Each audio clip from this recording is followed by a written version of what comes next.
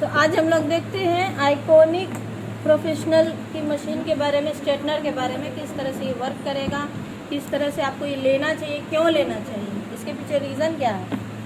क्योंकि किसी भी मशीन से आपका काम नहीं चलेगा। स्ट्रेटनिंग जब करने आप जाएंगे तो आपको चाहिए टेम्परेचर सेट करने वाली मशीन। ऐसा इसीलिए है क्योंकि आपके क्लाइंट किसी भी तरीके के हेयर लेकर आ सकते हैं। थिन भी हो सकता है वो हेयर, थिक भी हो सकता है, मोटा भी हो सकता है। अभी आपको टेम्परेचर अलग अलग देना है। अगर आपके पास टेम्परेचर का ऑप्शन नहीं है, उस कंडीशन पे आप क्या करेंगे। अगर आपके पास रेगुलर ही स्ट्रेटनर है तो आपके पास पतले बाल आएंगे तब भी आप वही टेम्परेचर दे रहे हैं, मोटे बाल आ गए तब भी आप वही टेम्परेचर दे रहे हैं। तो ये एक सही तरीका नहीं है ना। ये सही तरीका नहीं है स्ट्रेटनिंग करने का। स्ट्रेटनिंग में आपको बिल्कुल ध्यान रखना है पतले बालों पे कम टेम्परेचर और मोटे बालों पे ज़्यादा टेम्परेचर। अब देखते हैं यहाँ पे है हमारा पावर बटन। पावर बटन से हम इसको ऑन कर सकते हैं। ये रहा फर्स्ट पावर बटन। इसके बाद हमारा सेकेंड आता है टेम्परेचर बटन। इसको अप और डाउन का यहाँ पे ऑप्शन दे रहा है। अप की तरफ हम इसको ऊपर की तरफ करेंगे, टेम्परेचर ऊपर जाएगा। देखिए 200 हो गया। और नीचे करेंगे तो टेम्परेचर डाउन होगा, यानी कि 130 हो गया, 150, इस तरीके से। सही है? क्लियर है यहाँ तक? Yes ma'am. तो आपको टेम्परेचर सेट करना बहुत ही इम्पॉर्टेंट है। हर हेयर के अकॉर्डिंग आप अपना वर्क करेंगे, ठीक है, क्योंकि हर हेयर एक तरीके के नहीं होते। सही है?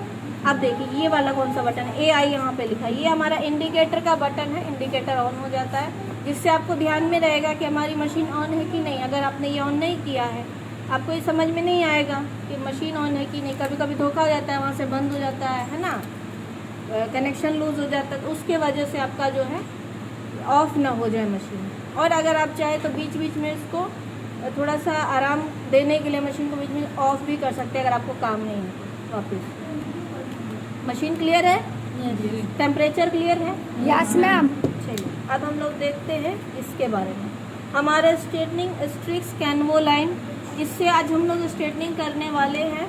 इसका है 0 नंबर इंटेंस, ठीक है। 0 नंबर इंटेंस हमने बात की थी कि 0 नंबर इंटेंस को हम लोग वर्जन हेयर पे अप्लाई करते हैं।